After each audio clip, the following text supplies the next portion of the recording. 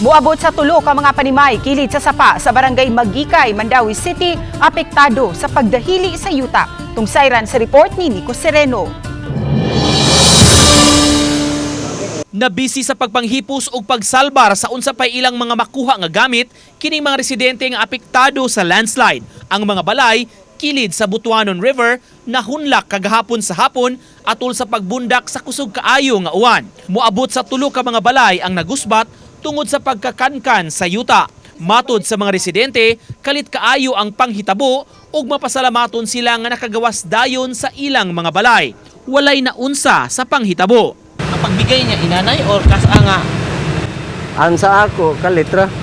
Ang dito sa ika-upat nga bahin, motong inanay lang siya, mao lang na naibili na. Tungod sa insidente, dili napapuy-an pagbalik ang maong lugar tungod sa kadelikado ni ini. Napahimangnuan ang mga mulupyo kabahin sa estado sa dapit. Kuyaw na gid, biligro na gid kayo.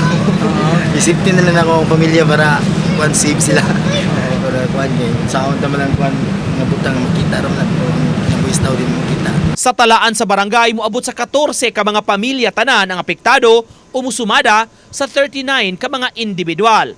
Temporaryo sila nga gipabakwit sa eskwelahan. Sa una pa na, ato pa na naging nakakan na siya. Ang problema na nila, kasigihan lang nila ayom-ayom, tukod-tukuran niya, gahapon kusugkay ang ulan, di ni humok yun to. O di, pag humok, may gani kay walay tao nga na-apil.